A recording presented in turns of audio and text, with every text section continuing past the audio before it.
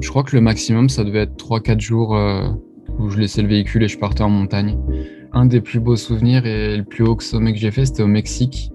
Ça s'appelle le volcan Iztaccíhuatl, un truc comme ça. Et c'est vers Mexico City et il fait 5300 ou 5400 mètres. Et c'était incroyable. En plus, j'étais tout seul parce que la veille, il faisait pas beau. Et tout le monde descendait de la montagne et le lendemain, il faisait un peu meilleur. Donc moi, j'y suis quand même allé. Et c'était incroyable. C'est Geoffrey Malusky sur le podcast Ultra Talk. Depuis 3 ans, Geoffrey enchaîne les aventures avec cette volonté de partage et d'inspirer les gens à s'évader et à se sentir plus libres en plein air. Geoffrey est passionné par les activités de plein air et trouve son inspiration dans les grands espaces de la nature. Sa première aventure aura duré 2 ans, sur les routes de la Panaméricaine, la route la plus longue du monde, qui traverse le continent américain du nord au sud. Après un retour en France, il n'a cessé de voyager dans plusieurs pays d'Europe, avec une incroyable aventure en Islande. Il s'agissait d'un voyage à vélo de 3 mois, dans l'endroit le plus reculé des hauts plateaux islandais, dominé par d'immenses glaciers, des déserts de cendres et de puissantes structures de lave. Un itinéraire exigeant en raison des conditions climatiques extrêmes et des nombreuses rivières à traverser, vous allez l'entendre. Et puis, après 2 voyages à vélo en France qui lui ont fait traverser les Pyrénées, mais aussi les Alpes françaises, direction le Cap Nord en totale autonomie. Performance physique incroyable, comme vous allez l'entendre, ces aventures sont juste extraordinaires. Je ne vous fais pas plus attendre et laisse place à mon invité du jour, Geoffrey Malusky. Bonjour Geoffrey. Salut Arnaud. Eh bien écoute, c'est un plaisir d'accueillir un aventurier comme toi sur le podcast Ultra Talk. D'ailleurs, juste avant d'ouvrir les micros, la première question que je t'ai posée, c'est où est-ce que tu te trouves, à quel endroit de la planète est-ce que tu es à l'instant précis où on se parle. Et finalement, tu vois, t'es pas si loin, mais en tout cas, on va parler de tes aventures. D'ailleurs, on a lancé l'enregistrement, sinon on s'était mis à discuter. Et je pense qu'on aurait fait l'épisode en off, donc ça aurait été dommage de vous priver des beaux récits de Geoffrey. Mais écoute, tout d'abord, merci. Merci Geoffrey de prendre du temps pour nous partager tes aventures sur le podcast. Je suis ravi de pouvoir échanger et très heureux de t'accueillir. Donc bienvenue, j'espère que tout va bien pour toi. Merci, ça va super et c'est un plaisir aussi de pouvoir partager mes aventures. Bon, tu vas nous raconter tout ça. Et la première chose, Geoffrey, c'est la traditionnelle question sur le podcast Ultra Talk qui permet aussi aux invités de se présenter, mais aussi aux auditeurs et à moi-même de voir de quelle manière et comment se perçoit l'invité. Donc ma première question, Geoffrey, ça serait: est-ce que tu peux te présenter, s'il te plaît, aux auditeurs? Ouais, je m'appelle Geoffrey, j'ai 29 ans et ça fait à peu près 2 ans que je voyage à vélo et je suis photographe. Et ouais, ce que j'aime bien, c'est partir à vélo sur des projets de 2-3 mois et mixer avec de l'escalade, de la highline, du ski de rando ou plein d'activités comme ça, ouais. Alors, il y a le voyage à vélo, mais si vous n'êtes pas forcément en voyage à vélo, restez avec nous parce qu'il y a aussi beaucoup d'autres aventures, à commencer par la première, puisque tu as commencé, ta première aventure était avant Covid, en 2017-2018, où tu te lances dans une traversée du continent américain du nord au sud. Tu vas nous raconter, mais Geoffrey, petit... donc tu es français, tu vis en France, mais même si tes différentes aventures, on va l'entendre, nous mènent dans différents endroits du monde. Qui était Geoffrey petit? Est-ce que c'était déjà un aventurier? Est-ce que c'était un sportif? Comment tu pourrais nous partager qui tu étais petit? J'ai toujours fait pas mal d'escalade et de randonnée avec mes parents. Du coup, je pense que ça m'a vite donné le goût à l'aventure. Et, euh, et après, ouais, j'ai commencé à partir randonner tout seul et après voyager tout seul. Et j'ai toujours aimé l'aventure et le voyage. Alors on va parler photo aussi, parce que la photo est quand même au centre. Euh, c'est quand même généralement dans les aventuriers aujourd'hui un moyen de partager son aventure. Toi, tu l'as professionnalisé, donc ça c'est aussi important de nous expliquer. Moi j'ai lu en préparant cet épisode la manière dont tu as commencé la photo. C'est très très intéressant. Je te poserai la question un peu plus tard. On va continuer à tirer le fil sur ton enfance jusqu'à ta première aventure, mais en tout cas c'était intéressant de découvrir comment parfois en trouvant un objet on peut en faire une passion et un métier. Donc alors, à quel moment tu as senti en toi cette envie de voyage, de connexion avec la nature? Est-ce que tu arriverais chronologiquement comme ça à poser une date ou des années? Je pense vers 2016-2017, je crois que j'avais à peu près 22 ans. Et avant ça, je voyageais tout le temps avec mes parents. Et à partir de 2016-2017, j'ai commencé à aller randonner tout seul et bivouaquer tout seul en montagne. Et parce que j'avais aussi envie de prendre des photos. Et pour prendre des belles photos, j'avais envie d'aller au coucher de soleil. Donc, je passais des nuits en montagne. Ouais, la Et à fameuse partir de là, les fameuses golden hours, ça c'est clair. Une fois que tu les as connues, ouais. tu comprends qu'elles sont magiques. Du coup, ouais, je partais toujours en bivouac. Je partais jamais à la journée. Et à partir de là, j'ai commencé aussi à avoir envie de voyager. Et je regardais un peu les destinations. Et le Canada me plaisait bien. Et pour aménager un van là-bas et partir après voyager, c'était la bonne destination. Donc, je suis parti au Canada. Exactement. Je vois que tout est choisi, mais tu parles de photos, donc on va en parler maintenant puisque c'est arrivé très tôt. C'est en 2007, je crois. Tu nous parles de photos, qui est un axe important dans ta vie. Raconte-nous en fait comment l'histoire avec la photographie a débuté. Je crois que tu parlais d'un objet trouvé. Et, C'est je sais pas ça. comment tu as trouvé ça d'ailleurs. Je sais pas ce que tu as trouvé ça. Mais ouais, je crois que j'étais encore au collège ou au lycée et on était parti faire du vélo de descente en montagne avec un pote et on a trouvé un appareil photo par terre et on n'a jamais su à qui c'était donc je l'ai gardé et c'était mon premier appareil photo, ouais. Et après j'ai évolué avec d'autres appareils photo mais c'est là qu'a commencé la photo. Voilà, comme quoi les belles histoires commencent toujours parfois par un hasard. Et là, effectivement, c'est Ouais.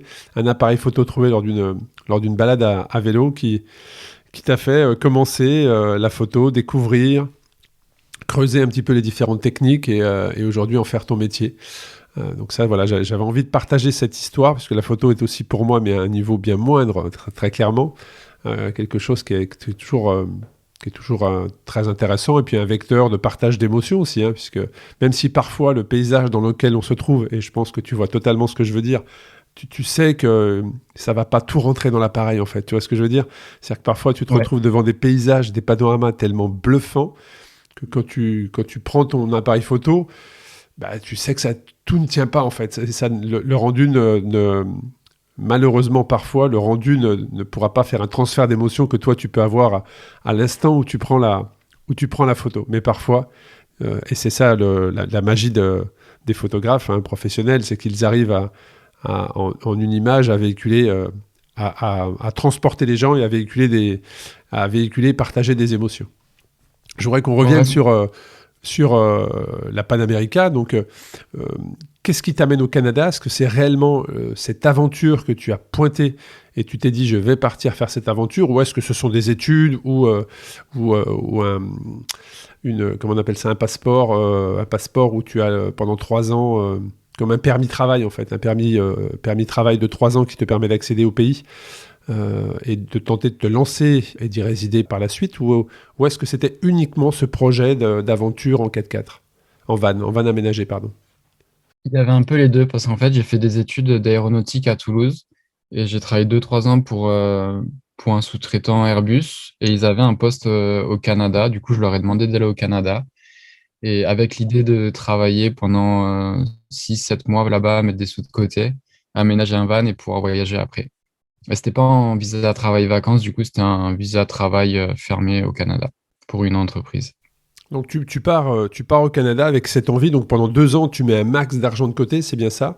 Et Ouais, c'est ça. parle-nous de cette aventure. Quelle est cette route, hein? Je crois que c'est une route, la panaméricaine, qui traverse 15 pays, je crois, et qui fait 30 000 kilomètres de long.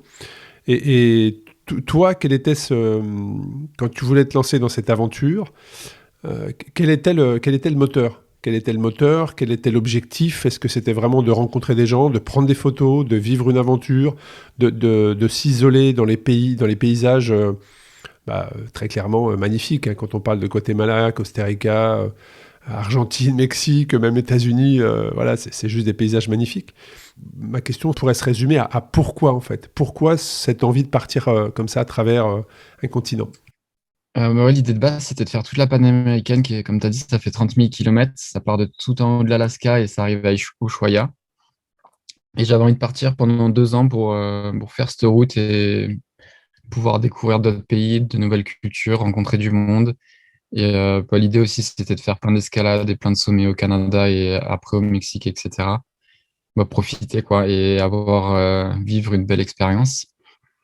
Et donc, je suis parti de Montréal, j'ai traversé le Canada d'est en ouest. Et je suis resté, je crois, 4-5 mois au Canada. Après, j'ai fait les États-Unis, Mexique et Guatemala. Et je me suis arrêté au Guatemala parce que j'avais envie de rentrer en France pour préparer un tour du monde à vélo. Donc, et c'était juste avant le Covid en plus. Et, Et malheureusement, le Covid est arrivé. Donc ça, on va en parler après, mais je reviens sur la panaméricaine. Donc c'est effectivement une route qui part du nord du Canada pour aller jusqu'à Ushuaia, je crois, hein, qui va tout en bas. Si mes renseignements sont bons, voilà, c'est ça.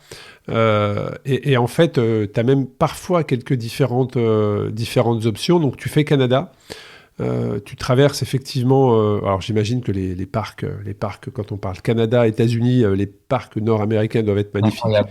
Est-ce que toi, ton objectif, c'était de t'isoler justement de sites touristiques? Comment tu as fait ta map en fait? Est-ce que tes journées défilaient et tu les prenais comme elles venaient? Ou est-ce que tu avais schedulé quand même certaines parties de ton voyage pour aller sur des endroits précis le long de cette route? J'avais planifié un petit peu, mais au final, j'ai remarqué que plus on planifie, moins on s'y tient, parce qu'il y a toujours des surprises, etc. Donc, mais ouais, l'idée, c'était de faire bah, tous les parcs nationaux connus, parce que même s'il y a du monde, ça reste des endroits à voir et qui sont incroyables. Et après, souvent, quand je partais en randonnée, etc., au Canada, je faisais plus des bivouacs. Donc, au final, il n'y a personne qui bivouac. Donc, même dans les endroits où la journée, il y a 200 personnes, ben, le soir, tu es tout seul. Donc, c'est Ouais, c'est ça, effectivement. Puis je crois qu'il faut des autorisations spécifiques, non? au Canada, il faut normalement des autorisations spécifiques. Après, moi, je bivouac jamais en tente. Donc, je pose le matelas, le duvet, et puis voilà, quoi. Si tu mets une tente, je pense qu'ils seront moins contents. Il faut vraiment faire Ouais, attention. effectivement. Surtout dans les parcs, Ouais. les choses sont bien réglementées. Alors, cette panaméricaine passe à Flagstaff, hein. Flagstaff, c'est un passage de beaucoup d'endroits, que ce soit des randonneurs, de traverser à vélo, de traverser à vélo, et c'est juste des endroits qui sont magnifiques, hein. Je crois même que la panaméricaine passe à Las Vegas, de mémoire. Je sais plus si ça passe à Las Vegas, mais j'y suis allé parce que j'étais curieux de voir à quoi ressemblait Las Vegas. Et ça a dû te faire un choc quand tu passes des parcs nationaux Ouais, ouais. à Las Vegas pour avoir visité. Alors, c'est un endroit, certes, qui est marquant, hein. C'est vraiment marquant, cet endroit qui sort au milieu du désert et qui est fake, mais à Ouais. 300%. Vraiment. Mais c'est vrai que c'est un endroit marquant. Quel était ton avis, toi, quand tu arrives sur ça, avec ton Jeep Commander équipé d'une tente sur le toit pour l'aventure, quand tu arrives dans cette ville, comment ça se passe pour toi? Ouais, t'arrives dans un autre monde, quoi. Il y a tous les extrêmes là-bas. Et si tu passes du désert à une ville avec de l'eau partout et des lumières partout, c'est assez fou quand même. Et en plus, on avait passé la nuit là-bas, on avait garé le Jeep dans un parking au milieu de la ville, on avait dormi dans la tente de toit. Et ça faisait un peu bizarre, ouais. Ah oui, c'est clair. Je confirme. J'ai eu l'occasion d'y passer une semaine il y a maintenant ouais, quelques années. Et même d'aller loin à vélo, tu vois. J'avais été roulé à l'ouest de Las Vegas. Ouais, c'est très clairement Ouais, dès que un tu autre sors de Las environnement, un autre Vegas, c'est univers, hein. magnifique par contre. T'es tout de suite dans un plus Ah, c'est sauvage. magnifique, quoi. Un Exactement. monde sauvage. Ouais, tout à fait, tout à fait. C'est vrai que c'est pas quelque chose quand tu aimes la nature, bon, t'es à l'opposé, mais c'est quand même une ville qui est assez marquante, ouais, qui est assez marquante. Je reviens sur ton véhicule. Donc tu vas au Canada, tu souhaites partir faire ce voyage, donc tu décides de le faire en 4 roues. Comment tu choisis ton véhicule? Parce qu'il y a quand même des bornes à faire, donc il faut quand même un certain niveau et de confort et de sécurité, et d'organisation et d'aménagement. Donc comment tu choisis ton véhicule et comment est-ce que tu l'aménages? Est-ce que quand tu le choisis, est-ce qu'il est déjà entièrement équipé? Ou est-ce que c'est toi qui apportes des améliorations pour être totalement autonome pendant 2 ans? Qui va être ton habitation pendant 2 ans? Du coup, j'avais hésité entre un van et un 4x4 avec une tente de toit. Et j'avais choisi le 4x4 avec la tente de toit pour pouvoir prendre des pistes et accéder à vraiment des endroits reculés où le 4x4 serait nécessaire. Et, donc, j'ai acheté un Jeep Commander au Canada. Et bon, il était pas du tout aménagé, hein, c'était vraiment un véhicule normal avec tous les sièges et tout ça. Donc, j'ai retiré tous les sièges, j'ai aménagé l'arrière en bois. Et j'ai mis la tente de toit, j'ai mis des panneaux solaires, j'ai mis un frigo. J'ai mis des tuyaux de PVC sur le toit pour pouvoir prendre la douche. J'ai tout aménagé pendant 3-4 mois en même temps que je travaillais à Montréal. En plus, c'était l'hiver. J'ai fait que l'hiver à Montréal, donc j'ai aménagé le 4x4. Il faisait -30, -40. C'était un peu compliqué, mais ça l'a fait. En fait, j'avais vraiment hâte de partir, donc j'étais motivé. Et est-ce que, alors on va parler on n'a pas fini de parler du voyage, mais quand on aménage son van comme ça, est-ce que tu as pris conseil parce que c'était ton premier, alors c'était pas forcément ta première petite expédition, mais là on parle quand même de 2 ans, 2 années sur la route à travers une route qui fait entre 30 et 40 000 kilomètres, tout dépend des options que tu prends notamment aux États-Unis.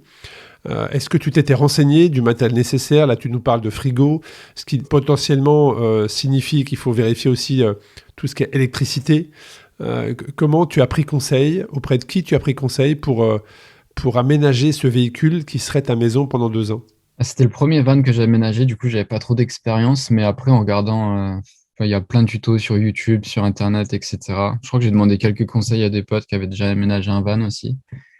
Mais, euh, mais ça, le bricoler et tout ça, j'aime bien, donc c'était une belle expérience aussi de préparer le van. Et puis, il faut préparer les listes du matériel également. Ouais. C'est un peu comme on part en bikepacking, hein. Il faut préparer ses listes de matériel, surtout que toi, tu voulais aussi faire de l'escalade. Donc, il y avait ton matériel personnel, ton matériel d'aventure, ton matériel de prise de photos, ton matériel de rando, on va dire d'alpinisme. Donc, il y a quand même pas mal de choses à transporter. Et puis, tu avais cette tente sur le toit qui avait été positionnée. Et comment s'est passée l'aventure? Est-ce que alors il y a dû avoir des aventures dans l'aventure bien évidemment, mais est-ce que tu as eu des ennuis, que ce soit mécaniques ou des mauvaises surprises durant ces 2 années d'aventure à travers le continent américain? Niveau sécurité, j'ai jamais eu de soucis, que ce soit au Canada, États-Unis, Mexique ou Guatemala. On n'a jamais eu de gros problèmes. Et après, des belles surprises, il y en a eu plein, quoi. Déjà, en fait, je pars l'idée de base, c'était de partir solo. Mais je crois que sur les 2 ans, j'ai dû faire un mois tout seul parce que je rencontrais tout le temps du monde. Des fois, je mettais des messages dans les groupes Facebook pour voir si des gens voulaient voyager, faire une partie de route avec moi. Et donc, ouais, j'étais jamais tout seul. Donc tu Et as dû rencontrer des personnes qui venaient du monde entier. tout le temps, ouais. Mais beaucoup de Français. Je Ah crois que les ouais. Français, les Français voyagent partout, tout le temps. Du coup, j'ai rencontré vraiment beaucoup de Français et des Allemands aussi, ils voyagent beaucoup. Et après, beaucoup de locaux, mais surtout plus au Mexique et tout ça.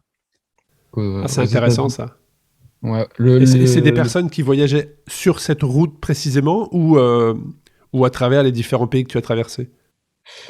bah, il y a vraiment beaucoup de monde qui voyage en van sur la panaméricaine et dans ces pays. Je crois que le pays où j'ai rencontré le moins de personnes, c'est les États-Unis. Parce qu'en fait, c'est plus vaste, c'est que des immenses routes, des immenses paysages, etc. Donc, t'es moins souvent avec des gens. Mais sinon, ouais, j'ai rencontré du monde tout le temps, quoi. Donc tu faisais des transferts en voiture, tu choisissais tes spots pour aller escalader, et parfois tu laissais ton véhicule combien de temps pour aller justement au sommet des montagnes? Parce que j'ai vu également certaines de tes photos où pendant cette aventure, tu as escaladé des sommets. Donc ça veut dire que dans l'aventure, il y avait aussi ces micro-aventures qui te permettaient d'escalader des sommets. Et quand on parle de Canada, États-Unis, Colorado, bon, bah, là, je pense que t'as été vraiment chanceux de pouvoir faire ça. Mais ça signifie que tu laissais ton véhicule combien de temps pour partir escalader des sommets? Est-ce que c'était une journée, un aller-retour? Est-ce que c'était 2, 3 jours?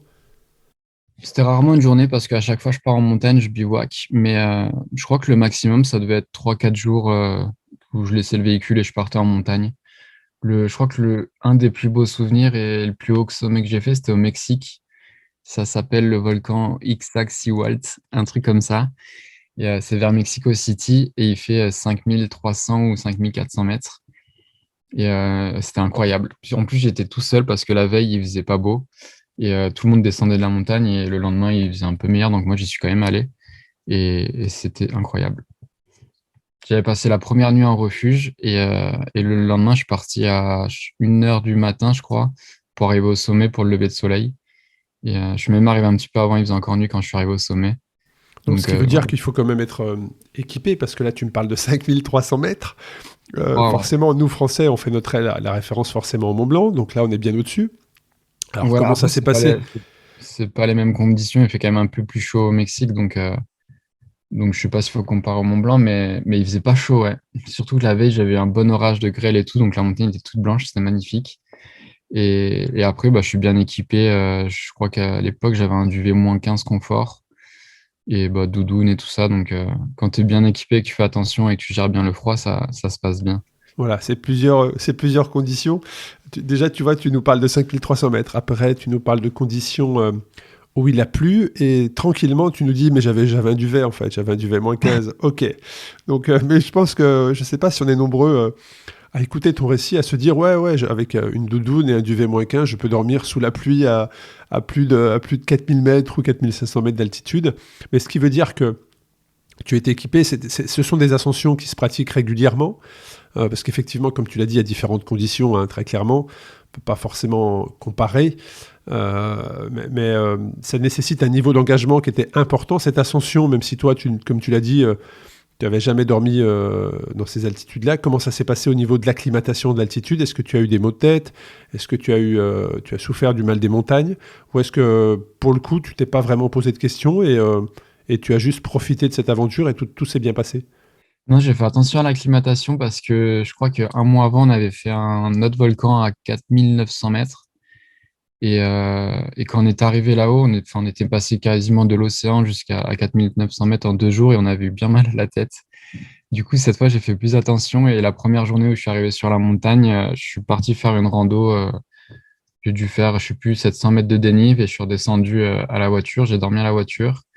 Et après, l'ascension, je l'ai fait en 2 jours. La première journée, je suis allé au refuge et la deuxième journée, je suis allé au volcan. Et du coup, j'ai eu aucun souci d'acclimatation. C'était nickel. Tu n'as pas souffert de l'altitude et donc c'est ces sensations de fatigue, d'épuisement, d'essoufflement? Non, ouais, à partir de 4500 mètres, j'étais un petit peu plus essoufflé, mais ça s'est super bien passé, ouais.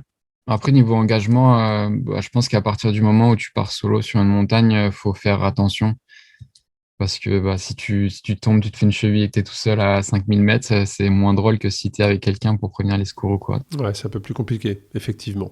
Mm. Donc il y a tout. Qu'est-ce que tu as préféré dans cette voyage ouais, cette aventure à travers le continent américain? Est-ce que c'est le continent nord-américain ou est-ce que c'est une fois que tu as passé Panama, tout ce continent sud-américain?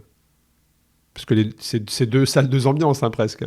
Ouais, c'est clairement différent. C'est hyper compliqué de faire un choix. Je pense qu'il n'y a pas un pays que j'ai préféré. J'ai vraiment aimé les quatre parce que c'est différent. Bah, le Canada, États-Unis, ça ressemble plus un peu à la culture de la France, même si les États-Unis, c'est quand même différent. Mais tout ce qui est paysage, montagne et tout ça, c'est ce qu'on peut retrouver un peu dans les Alpes, en plus petite échelle. Et après, une fois passé au Mexique et Guatemala, bah, il y a toute la culture qui change et les gens sont hyper chaleureux. Et même les paysages au Mexique, il y a l'océan, bah, il y a les volcans à 5400 mètres, il y a des cascades de mesurées, il y a des sources d'eau chaude, il y a tout le côté cénoté et tout ça dans les Caraïbes. Et donc, j'ai adoré les quatre pays. J'ai quand même, je pense, une petite préférence pour le Mexique.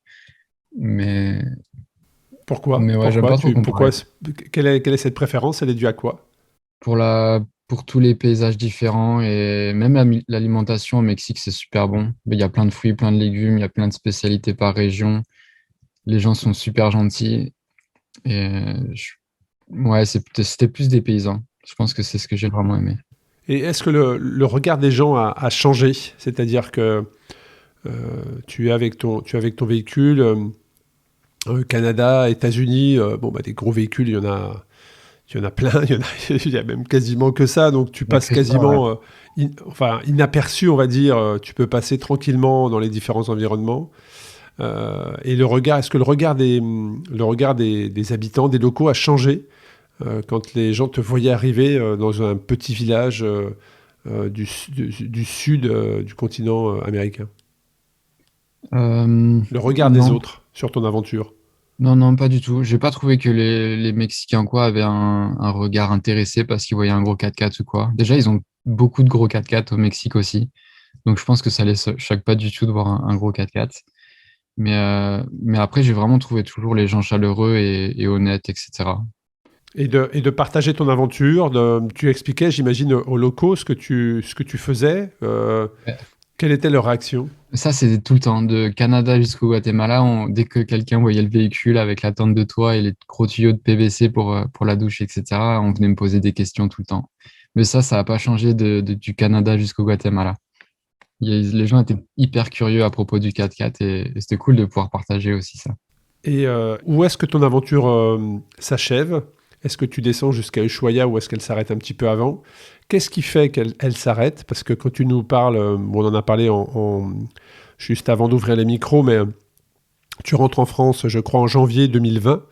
Donc, est-ce que c'est le Covid qui te fait arrêter cette aventure ou est-ce que c'est une autre raison? En tout cas, est-ce que tu peux nous parler de cette fin d'aventure et forcément toutes les émotions qui vont autour? Du coup, je suis descendu jusqu'au Guatemala et après, je suis retourné faire 3-4 mois au Mexique à peu près. Et après, je suis remonté au Canada pour travailler, remettre des sous de côté. Et en fait, après, j'ai eu l'idée de rentrer en France pour préparer un tour du monde à vélo. Et il n'y avait pas le Covid encore. Donc, en fait, je suis rentré en France et je crois que 3 mois après, il y avait le Covid. Donc, c'était un peu le bon timing aussi pour rentrer. Et ça, c'est intéressant parce qu'on a ce point commun de tour du monde à vélo. Mais alors, donc j'ai plusieurs questions, tu l'as compris, mais ma question la première, c'est comment ça se passe quand tu décides d'arrêter? C'est l'envie de rentrer, c'est l'envie d'arrêter, c'est financier. Qu'est-ce qui est le moteur à, bon là j'arrête maintenant, j'arrête dans une semaine. Comment s'est passé cet arrêt? Ça s'est vraiment fait petit à petit. Je me suis pas dit dans une semaine, j'arrête. En fait, déjà, je suis remonté au Canada pour travailler 4 mois. J'ai fait du fruit picking. Et je pense que la décision, elle s'est prise doucement pendant ces 4 mois. Il n'y a pas eu il n'y a pas eu une date où je me suis dit, c'est bon, je rentre en France, en fait. Ok, donc là ça s'est fait progressivement, donc ce qui veut Ouais. dire que les émotions qui vont autour l'arrêt d'un tel projet et parfois ce qui crée le manque en fait, hein, où après des sensations comme tu as pu avoir vient s'installer comme une sorte de déprime, une sorte de manque, un sentiment. Mais ensuite, qu'est-ce qui se passe? Toi, tu n'as pas connu ça en fait. Non, pas du tout. Non, non, parce que même avant de rentrer en France, bah, j'avais refait 4-5 mois au Canada pour travailler. Et bah, le Canada, ça ressemble un peu à la France. Donc, quand je suis rentré en France, ça m'a pas dépaysé, Donc tu avais retrouvé un rythme, on va dire, un plus ou rythme un moins. peu Ouais. plus classique. Et comment ça se Ouais. passe pour ton matériel alors? C'est-à-dire que comment tu t'es séparé de ton véhicule qui t'avait emmené dans les endroits très reculés, dans des paysages magnifiques? Est-ce que ce véhicule, tu l'as ramené avec toi en France? Est-ce que tu t'en es séparé? Est-ce que tu l'as démonté, tous les équipements que tu avais mis en place? Tu l'as revendu à un autre aventurier? Je l'ai pas ramené en France parce que c'est compliqué de le ramener en France et en plus ça consomme beaucoup trop, donc en France ça coûterait trop cher.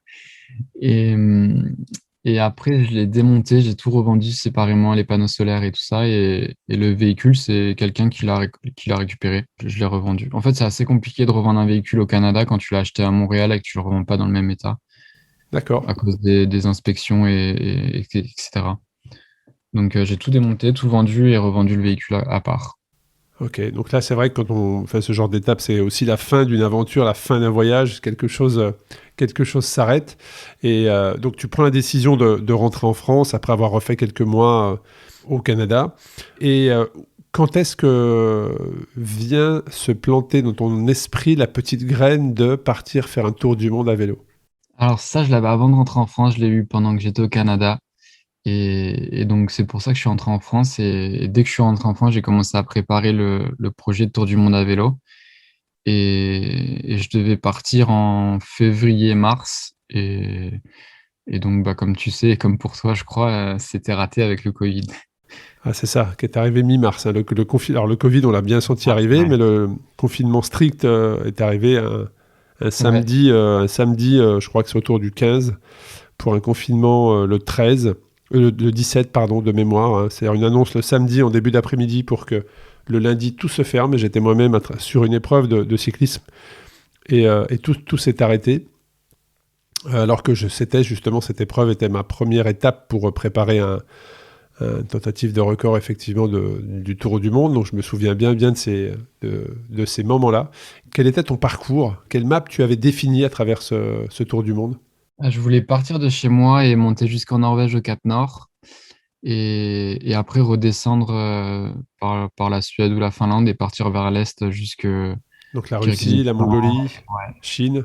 Passer plus au sud par la Grèce, Ok, d'accord. Ouais, ouais. Turquie, Iran, Kyrgyzstan, etc. Ok. Qui sont des pays, des régions du monde à couper le souffle en termes de paysage, ouais. Ouais, moi, Kyrgyzstan, j'aimerais bien y aller, Mongolie aussi, ça doit être magnifique. Ah, il y a de nombreux invités, hein. J'ai encore fait un enregistrement fin de semaine dernière, au moment où on se parle, et c'était aussi une des destinations qui était ciblée par mon invité qui me disait qu'effectivement, c'est un pays, et je pense que c'est Nelson qui organise des épreuves de bikepacking, d'aventure, a créé une épreuve au Kyrgyzstan qui est juste magnifique à travers ses paysages et qu'en tout cas on fait une très belle promotion. Et tu t'étais mis en tête de partir pendant combien de temps et de rouler combien de kilomètres à travers ce tour du monde? Je pensais partir à peu près 2 3 ans parce qu'après, je voulais faire aussi toute l'Amérique du Sud. Et après, en nombre de kilomètres, je sais pas. Enfin, l'idée, c'était vraiment de partir en voyage, pas faire des bornes, des bornes. C'était de rencontrer. En fait, j'avais envie de voyager un peu plus lentement qu'avec le van, même si je voyageais déjà ultra lentement. Et Bah, il y peut-être a, faire. il y a les avantages et les inconvénients, effectivement. C'est-à-dire qu'en vélo, bah, tu vas plus doucement, donc tu peux apprécier un peu plus les paysages. Et Ouais, peut-être l'avantage du rencontrer van, plus c'est que tu peux te rendre sur ces points magnifiques rapidement et donc les enchaîner plus Ouais. rapidement. Et il y a des avantages et des inconvénients des deux côtés.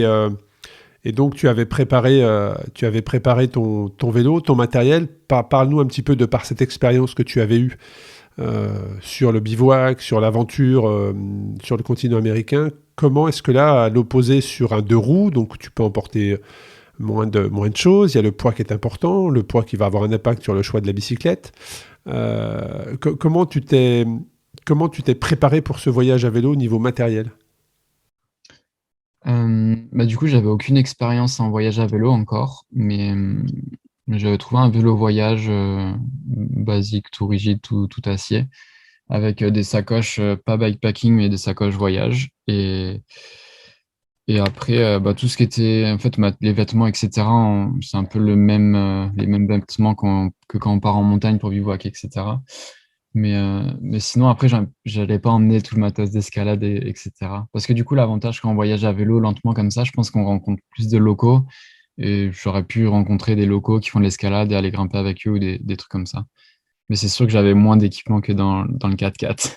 Ouais, c'est sûr, c'est sûr. Et effectivement, le fait d'arriver dans un village à l'autre bout du monde avec un vélo, généralement, tu es bien reçu. Le fait d'avoir un vélo, tout de suite, les barrières tombent et les gens sont souvent très très bienveillants avec un cycliste qui arrive dans n'importe quel village du monde. C'est généralement les échos que, à travers plus de 220 épisodes du podcast, c'est généralement tous les nombreux cyclistes et les aventuriers à vélo qui nous partagent leurs aventures. C'est en tout cas la conclusion qu'ils font, c'est que quand tu arrives avec un vélo dans n'importe quel petit village du monde, généralement tu es bien reçu et il y a de fortes chances même que tu sois invité à partager un repas, voire même à dormir sous un toit, très clairement. Donc tu prépares cette aventure à vélo, le tour du monde, le Covid arrive, donc comme beaucoup de Français, tu te retrouves 2 mois et demi confiné. Donc est-ce que comme pour moi, tu t'es rapidement rendu compte que ton projet Tour du Monde, ça serait compliqué? Ça serait compliqué dans les 2 à 3 ans en tout cas qui allaient arriver. Ah oui, oui, j'ai vite abandonné l'idée, ouais. Et après, j'ai Bah, eu surtout que tu avais d'autres voyagé dans projets. les différents pays, donc tu pouvais imaginer que enfin, l'impact Ouais, de c'est ça. voilà, et la fermeture rapide de toutes les frontières. Ouais, dès que les frontières ont encore fermé, je me suis dit que c'était mort pendant quelques temps, ouais. Et donc, alors, qu'est-ce que tu fais dans ces moments-là? Est-ce que tu pivotes? Est-ce que tu pars sur un autre projet? Est-ce que tu dis je le ferai plus tard ou je le remplace par autre chose? Qu'est-ce qu'il en est ressorti d'après confinement? Comment Geoffrey reprend ses aventures? J'ai proposé à des amis de partir faire la traversée des Pyrénées d'est en ouest par la route d'école. Et à deux amis qui m'ont dit allez, go. Et en fait, on est parti, c'est 900 km et je crois qu'il y a à peu près 20 ou 25 000 de D+. Et on est parti un mois et demi avec le matos d'escalade, tout ce qu'il fallait pour bivouaquer, randonner. On a fait de la highline aussi. Et l'idée, c'était vraiment de profiter, parce qu'en fait, la traversée de Pyrénées, il y en a qui la font à peu près en 10 jours, je pense, mais peut-être moins. Et nous, on est parti plus d'un mois et demi pour vraiment découvrir bien les Pyrénées. Alors ça, c'est intéressant parce que tu es donc français, hein, tu vis dans le sud de la France, tu es parti voyager sur un autre continent que tu as traversé du nord au sud. Euh, et quelquefois, les plus belles aventures sont au pas de la porte, comme on dit souvent, hein. Et là, tu découvres les Pyrénées, hein, qui sont à quelques centaines de kilomètres de chez toi, pendant plusieurs jours. Effectivement, les Pyrénées peuvent se traverser en quelques jours seulement, mais c'est pas ta philosophie, hein. Tu préfères partir, profiter, prendre des photos. Et la route d'école, en plus, t'emmène sur des sommets. Je pense que tu as vu de beaux paysages sur le continent américain, mais les Pyrénées, c'est quand même magnifique. Les Pyrénées, c'est magnifique, ouais. C'est sauvage, il y a des C'est montagnes qui sont exactement, c'est très abruptes sauvage, tout à fait. et il y a Ouais. plein de petits villages en pierre avec des lavoirs, avec plein de trucs. C'est vraiment magnifique ça à faire. C'est assez différent, enfin, c'est carrément différent des Alpes, les Pyrénées. Ouais, c'est carrément différent. Moi, j'avais effectivement jamais roulé, jamais posé mes roues dans les Pyrénées. Et la sortie du Covid m'a également emmené dans les Pyrénées à travers un Tour de France qu'on appelle randonneur, hein, c'est-à-dire par les frontières et le littoral de long de 5000 km. Trop bien. Et donc, j'ai découvert des régions de France où, comme toi, j'avais plus roulé aux États-Unis notamment que certaines des régions de France. Et j'ai découvert la Bretagne, j'ai découvert les Vosges, les hauts plateaux du Jura notamment, et les Pyrénées. Et les Pyrénées, j'ai adoré cette région, ces montagnes françaises partagées avec l'Espagne. On n'a pas basculé du côté de la frontière espagnole, on est resté en France, mais franchement, j'ai adoré partir à 4 heures du matin pour enchaîner 5 cols dans la journée. C'est des paysages, c'est un peu plus, les routes sont un peu plus abruptes, sont un peu plus difficiles. Tu as une approche de col qui déjà te sèche très clairement avant le col lui-même, surtout quand tu es chargé. Mais par contre, moi j'ai souvenir de cet enchaînement sous l'or au Bisque notamment. À 8 heures du matin, être au sommet du Soulor seul au lever du jour, c'est juste des émotions qui sont gravées à jamais. Ouais, c'est magnifique. C'est que des petites routes en plus. C'est des cols, je crois qu'ils font entre 10 et 15 kilomètres. Donc, c'est pas, ça grimpe fort, mais au moins ça dure que 10 kilomètres. Alors que dans les Alpes, tu peux te prendre un col de 40, 50 kilomètres. Et Oui, c'est c'est ça, pas bon effectivement. pour Effectivement, tout à fait. Et donc, il y a cet enchaînement Pyrénées qui, euh, qui génère d'autres envies, puisque après les Pyrénées, si mon fil conducteur est juste, et tu vas enchaîner une autre aventure dans le Mercantour, c'est bien ça? C'est ça. Après les Pyrénées, je suis rentré vers chez moi. Mes parents habitent vers Nice, à Fréjus-Saint-Raphaël. Et, et donc, l'hiver après les Pyrénées, j'avais l'idée de faire une boucle dans le Mercantour, c'est les Alpes du Sud. Et je suis parti à vélo de chez moi avec les skis de randonnée. Et j'ai fait toute une boucle dans les Alpes du Sud en passant par deux cols en ski de randonnée, en poussant le vélo. C'était Là, en c'est pareil, juin c'est ski de 2023. rando, donc ski de rando vélo. Euh, et on arrive tout doucement. En fait, ce que je veux dire, c'est que quand je vois la configuration de ton matériel, de l'instant dont tu nous parles dans le Mercantour, ça me renvoie aux images du Cap Nord où tu as ton vélo, tu as les skis. Je pense également à Ouais. l'Islande qui va être le projet d'après. Ma question, c'est est-ce que cet enchaînement Pyrénées-Mercantour n'a pas fait naître en toi les projets Islande et Cap Nord?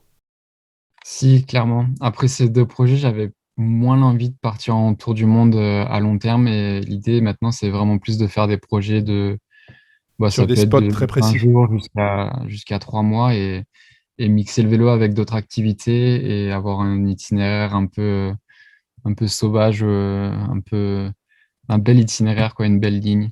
Ouais, je comprends parfaitement. Alors c'est vrai que l'Islande, tu vois, on a aussi ces points communs là, hein, qui sont l'Islande et le Cap Nord. Pourquoi? Puisqu'effectivement, ce fameux tour du monde étant impossible, très clairement, au moment où on se parle, là, on est en 2022 et on a connu, je parle aux gens qui écoutent peut-être ce podcast dans 10 ans, 15 ans, 20 ans, je ne sais pas. Eh bien, on a connu entre 2020 et 2022 l'impossible, même encore maintenant, hein, tu vois, passer en Russie, ça me paraît compliqué. Mongolie-Chine, l'enchaînement Russie-Mongolie-Chine, je ne suis pas certain qu'il soit possible aujourd'hui. Donc, on vit une période où entre 2020 et maintenant, nous sommes en octobre, fin octobre 2022, eh bien, c'est un témoignage pour les personnes qui écoutent cet épisode dans le futur. On ne peut pas faire le tour du monde. On ne pouvait pas faire le tour du monde librement. Et donc, il y avait cette interrogation justement j'ai eu le même raisonnement que toi en fait, hein, Geoffrey, c'est de se dire voilà, je peux pas faire le tour du monde. Bon, moi j'avais décidé d'aller sur le point le plus haut d'Europe, hein, ne pouvant pas faire le tour du monde, mais là aussi, il était inaccessible. C'est-à-dire qu'en 2021, le Cap Nord, qui est situé en Norvège, n'était pas accessible si tu n'étais pas norvégien. Les frontières étaient fermées. Et donc, quelques pays comme ça laissaient l'accès possible. Alors avec à ce moment-là, en 2021, on n'avait pas l'obligation d'être vacciné, puisque là aussi, pour les personnes qui nous écoutent dans le futur, on a eu à un moment donné l'obligation d'être vacciné pour voyager. Ça peut paraître assez incroyable, et donc l'Islande et notamment la Suède pouvaient recevoir des touristes à condition d'avoir quand même un pass sanitaire à jour, un test PCR négatif. Et l'Islande s'est posée l'Islande a été un sujet, c'est-à-dire que j'ai eu à un moment donné la possibilité de dire ok, on part faire une aventure en Islande à vélo, puisque je voulais aller moi me confronter au froid. Et l'Islande, en plein hiver, reproduit les conditions du Cap Nord, et tu peux y retrouver les aurores boréales à cette période de l'année. Et donc j'ai étudié le projet de l'Islande et ces territoires qui sont juste magnifiques, les paysages qui sont juste dingues. Qu'est-ce qui a fait que je suis allé en Suède, en Laponie suédoise, plutôt que l'Islande? C'est que ça n'avait pas de sens pour moi de ne pas d'aller en Islande et de ne pas avoir le temps d'en faire le tour. Puisque le temps qui m'était imparti pour ce projet-là ne me permettait pas de faire le tour de l'Islande à vélo, et donc j'ai pivoté sur la Laponie suédoise plutôt que l'Islande. Voilà un petit peu le raisonnement. Et toi, quel a été ton choix? Pourquoi ce choix de l'Islande et d'aller pouvoir en faire le tour, et même j'ai vu la trace de rentrer à l'intérieur, et ça doit être juste bluffant. J'étais déjà allé en Islande en 2016 en 4x4 et j'avais adoré. Enfin, c'est complètement dépaysant. Et c'est un peu une autre planète, l'Islande. Et du coup, quand j'ai cherché, après le Mercantour, une nouvelle destination vélo, bah, j'ai direct pensé à l'Islande. Et l'idée, c'était de faire. On est parti 3 mois parce que le visa maximum, c'est 3 mois. Donc, quitte à y aller, on s'est dit profiter au maximum. Et donc, l'idée, c'était de faire tout le tour de l'Islande. On a fait les Westfjords, enfin, on a vraiment fait tout le tour. Et aussi de traverser par les hautes terres du nord au sud et d'est en ouest. Voilà, Et en c'est gros, ça pour qui est ce intéressant. Et ça, c'est très rare. C'est-à-dire que vous êtes allé dans des zones, notamment au centre de l'Islande, qui ne sont pas accessibles tous les jours de l'année. Tellement il fait froid, tellement les conditions sont dangereuses. Ouais, nous, on y était en été, donc il faisait pas trop froid. Je pense qu'en moyenne, on avait des 10 degrés. Oui, Mais c'est ce pour que ceux j'allais qui savent dire. pas à quoi Quand tu dis, quand tu dis il faisait pas trop froid, c'est vrai, quand on voit tes photos, il fait pas très chaud non plus. C'est-à-dire que c'est peut-être en plein été, ouais. mais c'est des conditions, comme tu l'as dit, qui sont 10 degrés maximum, quoi, en plein été. Ah, on a quand même eu des journées à 20-25 degrés. Je pense que le plus compliqué en Islande, c'est le vent et la pluie. C'est très humide, donc quand tu passes une semaine sous la pluie, vu que tu as toutes les affaires trempées, ça commence à être un peu compliqué mentalement. C'est ce que j'allais dire. Il y Mais a le physique, mais il y a aussi il y a le mental, très clairement, hein, parce que l'humidité, t'as froid ouais. beaucoup plus facilement, t'es fatigué. Comment vous avez géré ça? Parce que vous êtes partis à plusieurs, je crois, hein. Vous étiez 3, c'est ça? Ouais, je suis parti avec un ami Léopold qui avait déjà fait la traversée des Pyrénées avec moi et sa copine Katia, qui avait jamais fait de voyage à vélo avant. Et je pense Wow, que, magnifique. il me semble qu'elle n'était pas remontée sur un vélo depuis ses 14-15 ans, quoi. Et, mais elle était super motivée, elle est tout le temps souriante. Du coup, c'était un plaisir de partir avec elle. Ouais, bravo, parce que c'est vrai que partir comme ça sur une aventure à vélo dans un pays qui nécessite un niveau d'engagement important. Mais par contre, je pense qu'elle a dû être portée par les paysages, hein. Moi, je vous invite à vous rendre sur le site de Geoffrey, hein, geoffreymaluski.com, d'aller sur le voyage en Islande. Vous avez sa map et aussi ses magnifiques photos. Donc ça doit être incroyable. Et c'est vrai que je n'ai pas dit non à l'Islande, hein. Peut-être que ça se réalisera un jour, mais en tout cas, c'est une terre... l'histoire de l'Islande est juste magnifique, hein, parce que c'est quand même la frontière entre les continents européens et américains, hein, très clairement. On sait que c'est un pays, on sait que c'est une île qui, au fur et à mesure des années, va se séparer, va s'écarter, va devenir deux îles. Donc c'est assez particulier comme histoire, l'Islande. Puis il y a aussi ce fameux volcan. Parle-nous de cette approche du volcan que vous avez réalisé. Et oui, on a eu la chance d'y aller pendant que le volcan était actif. Du coup, c'est ce qu'on a fait les premiers jours pour être sûr qu'il s'éteigne pas, quoi. Et donc, on est allé au volcan les tout premiers jours de l'Islande et c'était magique. Enfin, c'était vraiment le cliché du volcan, quoi. C'était une quantité incroyable de lave qui sortait du cratère et il y avait des rivières de lave qui coulent et c'était comme dans les films, quoi. Vraiment le volcan cliché. C'était trop beau. Alors, vous avez parcouru 4000 km, hein. Tu as même partagé ta trace sur Komoot, hein. Les gens qui vont sur le site de Geoffrey, geoffreymaluski.com, sur le projet en Islande, vous avez même la trace Komoot, sur Komoot que vous avez réalisé. Il y a tout l'itinéraire, ouais. Quel était votre matériel? Parce que certes, si tu partais même en plein été, comme tu l'as dit, il y a un niveau d'engagement qui est important, beaucoup d'humidité, de froid. Comment vous vous étiez équipé pour préparer ce projet? Est-ce que vous avez fait appel à des partenaires? Comment vous avez travaillé avec les marques, les partenaires qui vous ont accompagné? Parle-nous un petit peu de cette organisation autour de ce projet qui a quand même duré 3 mois et 4000 km dans l'inconfort et l'humidité. Bon, on est parti avec tout le matériel pour être autonome, donc que ce soit la tente, un duvet. Je crois qu'on avait des duvets -5 confort à peu près. Et après, on avait le réchaud, on avait vraiment tout. Et une bonne doudoune et bonne Gore-Tex aussi pour être confort, quoi. Et moi, je trouve que c'est hyper important quand même sur des trips comme ça de faire attention à partir avec du bon équipement parce que quand on a une bonne tente et un bon duvet, qu'on passe une bonne nuit, c'est quand même plus facile de repartir le lendemain que si on a une mauvaise tente et qu'on a pris l'eau et qu'on n'a pas dormi, quoi. Ouais, surtout que Donc, vous étiez en bivouac. Là, tu parles de la tente, mais c'est du pas le bivouac. soir les motels ou non, c'est du bivouac. Donc ça nécessite un temps de montage, de démontage, un niveau de confort qu'il faut maîtriser. Donc tout ça, c'est du poids que tu dois emmener sur ton vélo, puisque tu es en totale autonomie. Donc ça veut dire que tu peux pas emmener 3 changes différents pour le vélo, pour ton aventure, hein. Ah non, non, Tout doit être calculé. ouais, on avait 2 caleçons, 2 t-shirts, une polaire, une doudoune et un Gore-Tex, je crois. C'est vraiment le minimum. Et après, par contre, en Islande, quand on est sur la route 1, il y a quand même énormément de campings. Et après, c'est des campings vraiment basiques, hein. Tu mets ta tente, il y a une douche et puis voilà. Il y a des fois, il y a des salles pour manger, etc.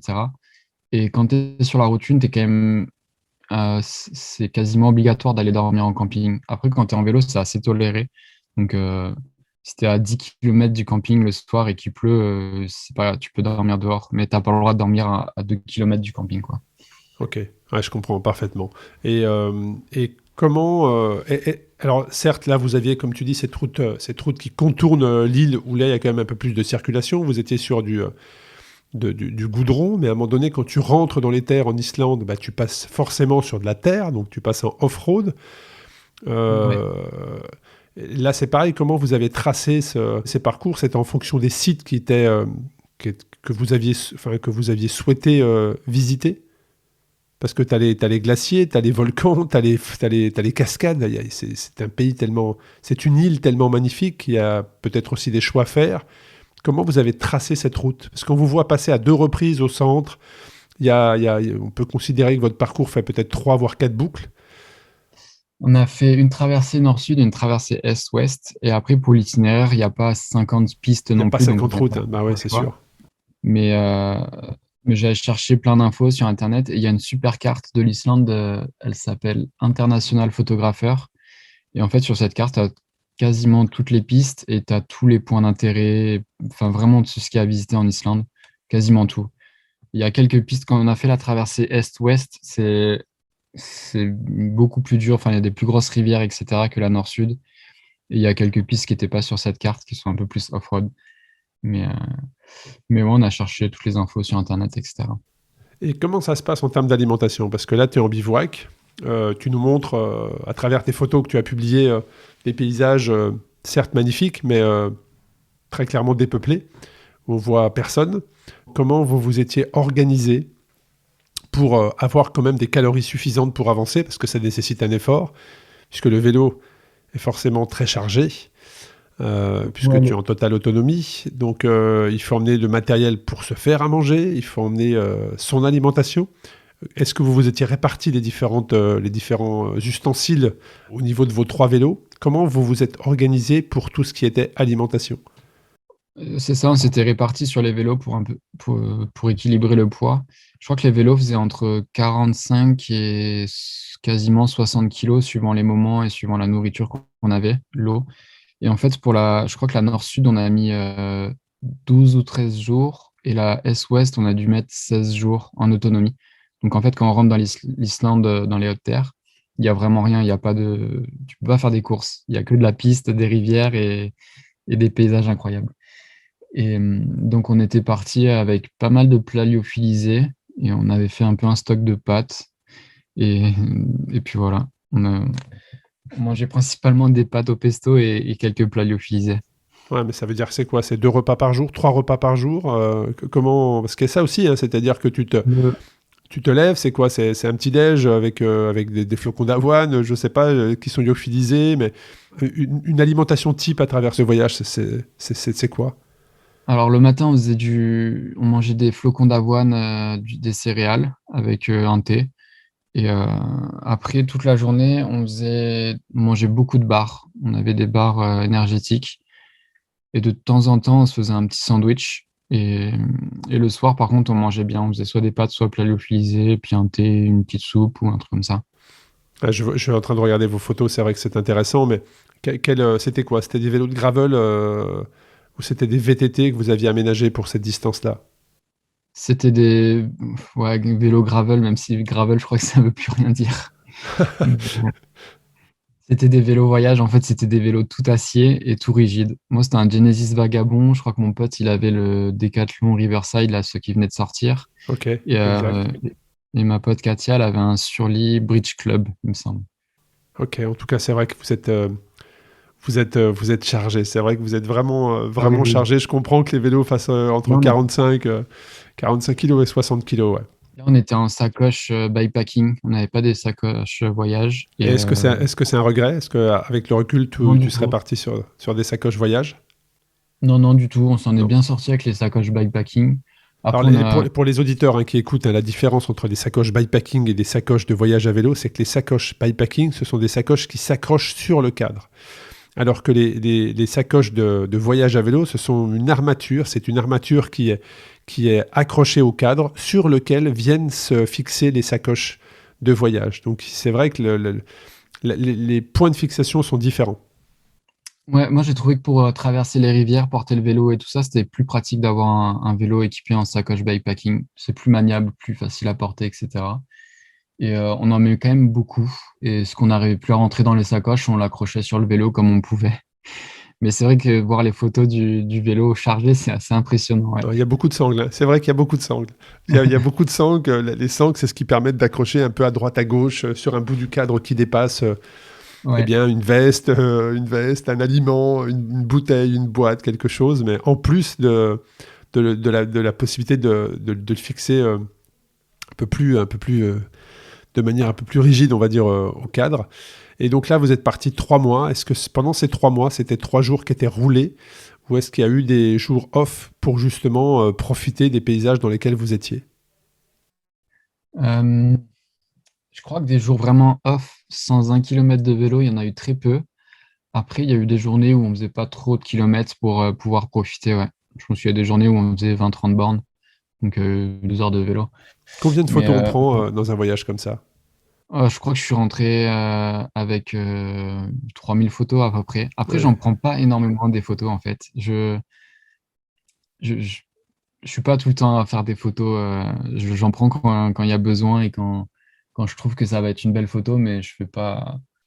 Je sais qu'il y a des gens qui pourraient rentrer avec 10-15 000 photos, mais je suis pas Ouais, sur trop des dans ce voyages comme team. ça, c'est vrai quand tu vois les parcours, quand tu vois les paysages, enfin, c'est juste, C'est juste magnifique et je vous invite vraiment à aller voir les photos de Geoffrey. Et puis, il y a toujours cette fameuse fin de voyage. Alors, la particularité avec toi, Geoffrey, c'est que tu as plusieurs fins d'aventure.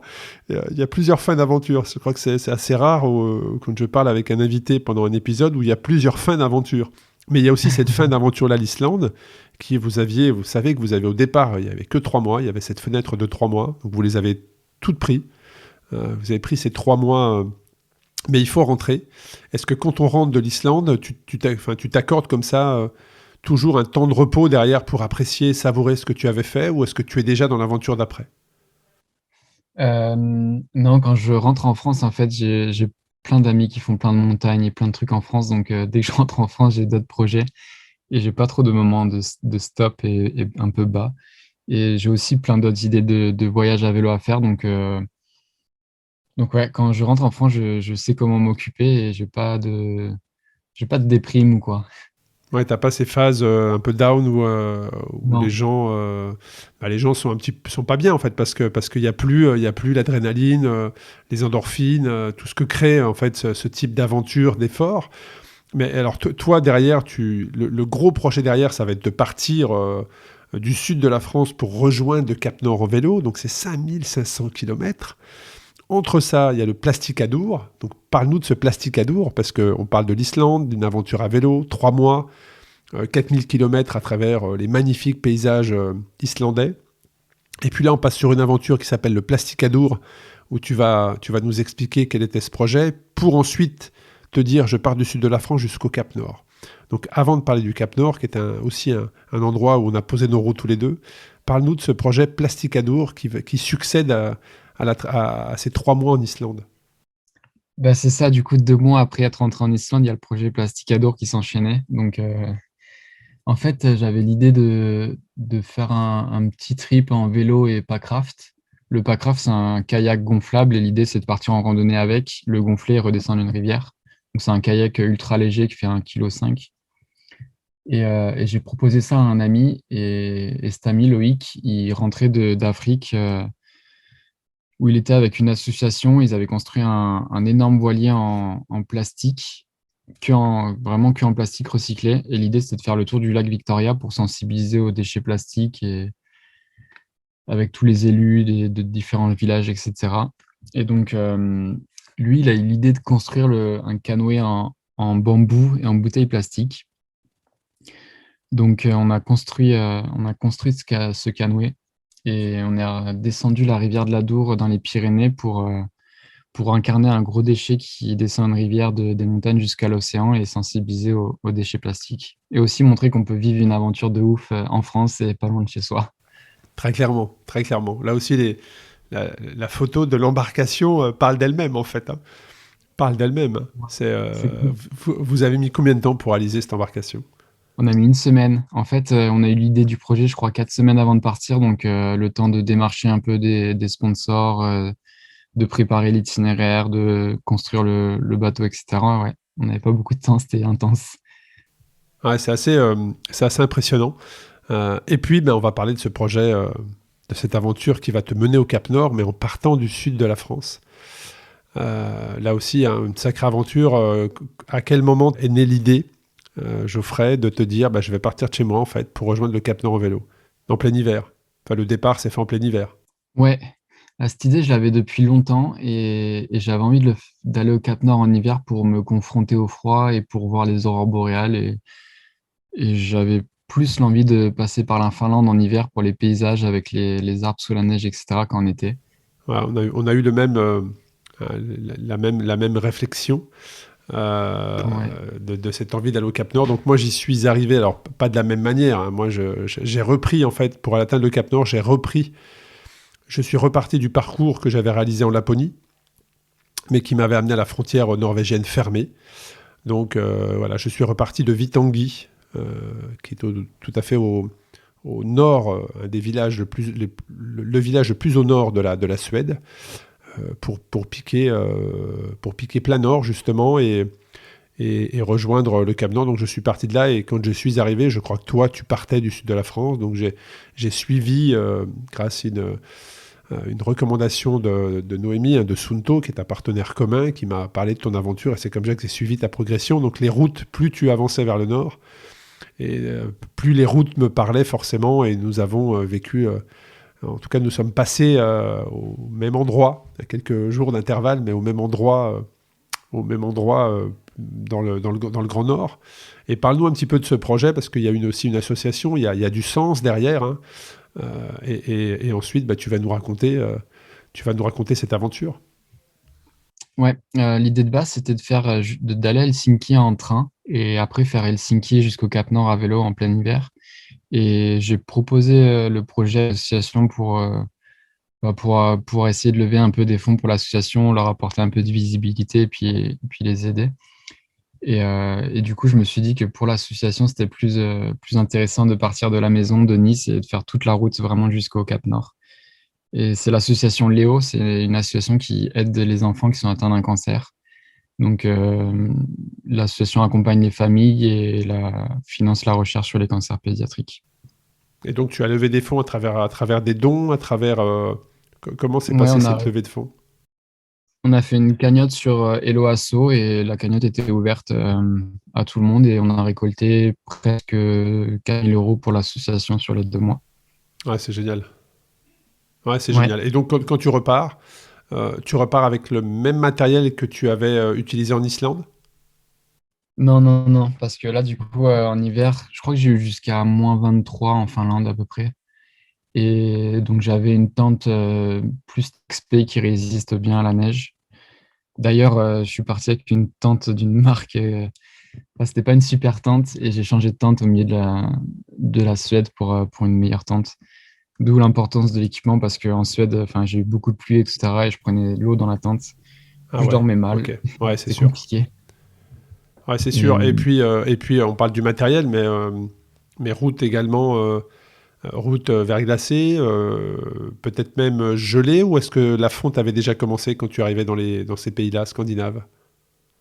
alors, jusqu'en Suède, j'ai eu vraiment beaucoup de pluie, beaucoup de vent. C'était assez compliqué. J'étais toujours tout le temps trempé. Et j'avais des pneus normaux, par contre, en 45 mm, je crois.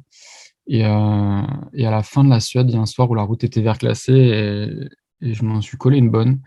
Parce que j'ai glissé, enfin, j'ai pris une zipette sur la glace et j'ai bien cogné la tête. Et j'avais un casque, donc j'ai rien eu. Merci le casque.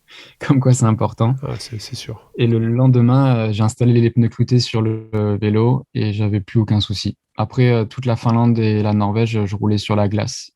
Sur la glace, sur la neige et avec les pneus cloutés, c'était du 2,25, je crois. Et ça allait nickel. Ouais, Je suis c'est pas c'est vrai retombé. que la sensation, hein, moi je suis parti full pneu clouté dès le départ avec 300 clous par pneu. Bon, c'est efficace, hein. C'est clair que tu sens que tu flottes un petit peu, mais par contre ça accroche. Donc ça c'est quand même rassurant. Donc là aussi, je vous invite à aller voir les photos du voyage de Geoffrey dont on parle à direction le Cap Nord, hein, où tu bivouaques dans le grand froid à travers des paysages qui sont juste magnifiques. Quel était ton rythme à travers cette aventure, Geoffrey? Tu faisais combien de kilomètres par jour sur un vélo qui était probablement autour des 30-35 kilos, très certainement? Elle était beaucoup plus lourde. Je suis parti, quand je l'ai pesé au départ, il faisait 53 kilos. Ah ouais.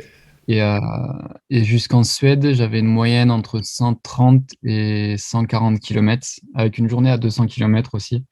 Et j'ai même pas fait exprès, mais cette journée à 200 kilomètres, c'était la journée internationale du cancer de l'enfant. Donc, c'était un signe en plus pour l'assaut. Et, mais ouais, l'idée, c'était de vraiment beaucoup rouler jusqu'à Helsinki et après, plus profiter toute la partie Finlande et Cap Nord. Pour Ah, Finlande bravo, et parce Cap Nord, que, parce que je les fais distances, pareil. les distances dont tu parles, euh, franchement, dans ces conditions-là, je ne sais pas si des gens, même s'ils font du sport, hein, qu'ils fassent du sport ou pas, faire comme ça des kilomètres, 100, 140, 170, 200 dans le froid sur route gelée, par expérience, c'est un effort physique juste incroyable. En fait, c'est les distances dont Geoffrey nous parle. Pour avoir vécu des journées comme ça, c'est des journées qui sont marquantes. Et en plus, Geoffrey bivouac derrière, donc on n'a pas le confort d'un motel. Il faut monter sa tente. Il fait pas chaud, très clairement. Ça caille pour dire clairement les choses. Et derrière, il faut que le corps récupère. Alors, même si le corps s'habitue à beaucoup de choses, bah, il faut quand même qu'il aille puiser des ressources pour récupérer. Et le lendemain, bah, il faut repartir. Et quand on se réveille, on est au milieu d'une forêt, il y a 30 centimètres de neige, il fait -10. Il faut se remettre en route. Bah, franchement, Geoffrey, un chapeau. Très, très belle. Sans parler d'un exploit sportif, là, c'est plus un exploit d'aventure, quoi. Tu vois ce que je veux dire? C'est Ouais, c'est c'est ce que je vraiment... cherche. ouais, bravo, bravo. C'est impressionnant. D'ailleurs, il y a eu sur une de tes photos, une photo qui est probablement prise en drone, on voit que tu longes une face avec beaucoup, beaucoup de glace sur le côté. Je ne sais pas comment m'exprimer. Et je suis passé à cet endroit. Je reconnais cette cascade. C'est vers Laksvev, où tu arrives au bout de la mer de Norvège. C'est Laksvelv, Un voilà, précisément. endroit, ouais. Voilà. Et je reconnais cet endroit où moi-même je m'étais arrêté pour justement prendre une photo, tellement l'endroit est magnifique. Et comment se passe, Geoffrey, ta remontée? Donc là, bah, tu avances, tu traverses la Finlande. Alors la Finlande, ce qu'il faut savoir, c'est que c'est majoritairement plat. C'est que s'il y a une bosse ou une ascension, elle va faire 1%, 1,5% grand maximum, et qu'on y voit du sapin pendant des milliers de kilomètres. Donc c'est assez particulier, donc il faut une grosse force mentale. Et puis, une fois que donc tu es passé vers Inari, j'imagine, qui est juste magnifique. Oui. Voilà, Inari, c'est Moi, juste je suis passé. Ah, j'ai un doute. Je crois qu'Inari, c'est à l'est Inari de la pour aller Finlande et je chercher suis passé à l'ouest. Karachok. Voilà, tu as dû passer Inari pour aller chercher Karachok et ensuite monter directement le Cap Nord. Et je pense que la première ascension que Geoffrey a dû connaître, c'est justement basculer en Norvège pour arriver à Karachok, qui est, on va dire, une des...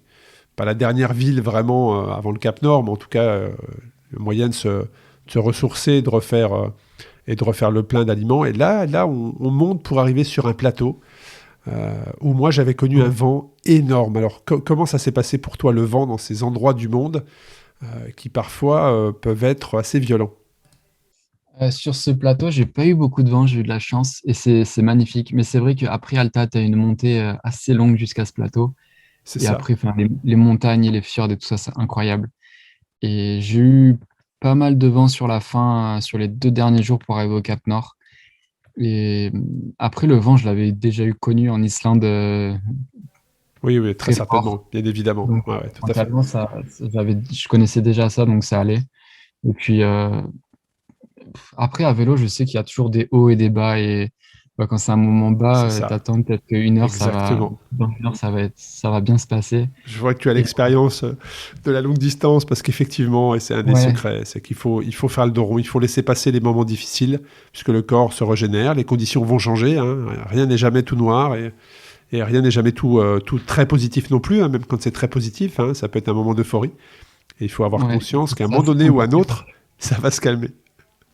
Ouais, des fois, tu as l'impression que ça va être une journée facile, c'est une journée super difficile et des fois, tu penses que ça va être difficile et c'est facile. Enfin, c'est assez compliqué de, de prévoir ce qui va se passer à vélo. Donc, je me prenais pas trop la tête avec ça. Et dans tous les cas, même quand enfin, je me souviens qu'il y a eu une journée où j'ai eu beaucoup de vent, beaucoup de neige, il faisait froid. Je crois que j'avais fait 40 km et j'en avais prévu 90. Et, sauf que le soir, j'ai mis ma tente, il y avait des aurores boréales de dingue et puis c'était la surprise et j'étais heureux. Ah, quel phénomène incroyable les aurores boréales. On a eu également dans notre aventure avec le photographe Kerian et le vidéaste Kerian, pardon, et le photographe Quentin, d'être sous les aurores boréales.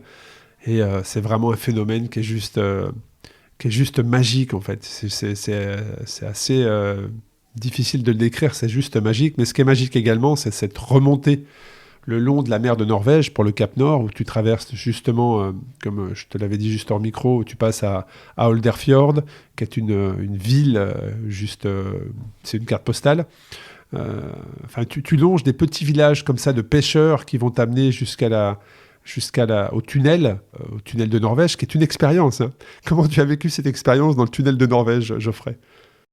Et ben, alors l'avantage, c'est que quand tu es dans le tunnel, il n'y a plus de vent. Donc ça, c'est C'est cool. exactement pour Par ça. Ça a contre, été un refuge pour moi, tu peux même pas l'imaginer, puisque ce ouais, jour-là, j'étais dans des vents à plus de 140 km/h et dans le dernier dôme, là, le virage en aiguille qui te ramène sur un dôme. J'ai mis pied à terre et le vent m'a propulsé dans le fossé. Et pour moi, c'était un véritable refuge, hein, très clairement.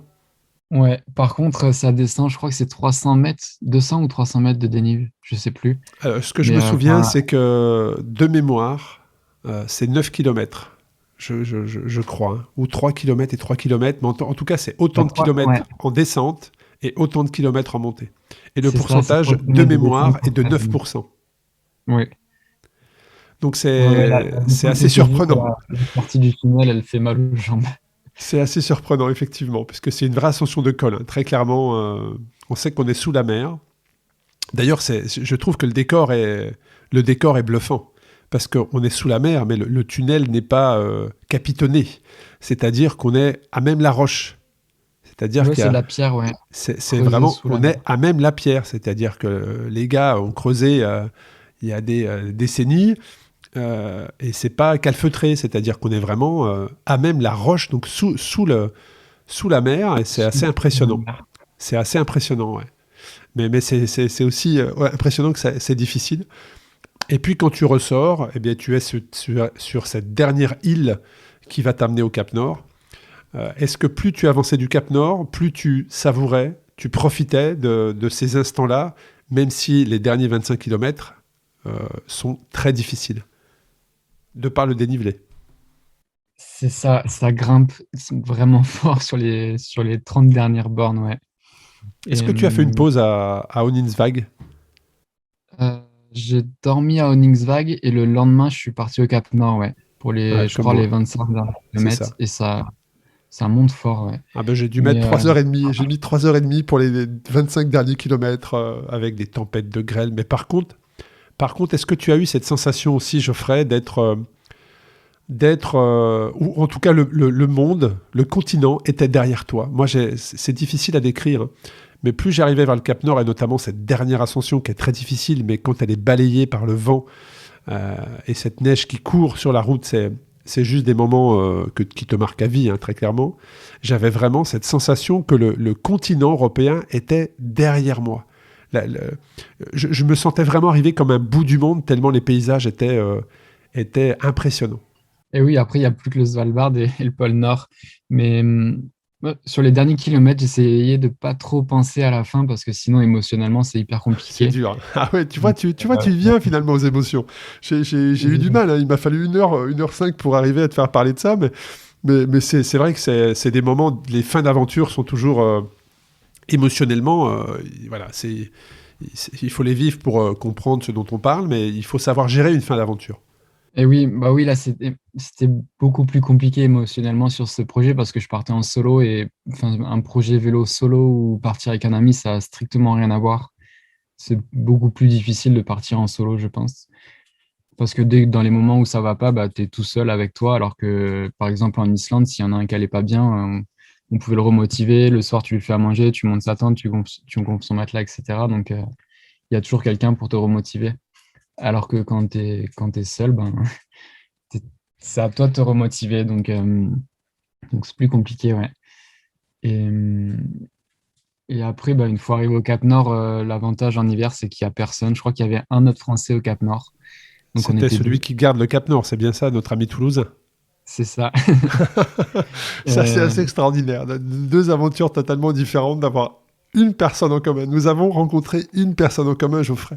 C'est la personne qui garde le Cap Nord. Ce qu'il faut savoir, c'est que le Cap Nord, dans ces périodes de l'année, c'est un musée en fait, hein. C'est-à-dire qu'on a le Cap Nord, on a ce monument, cette boule,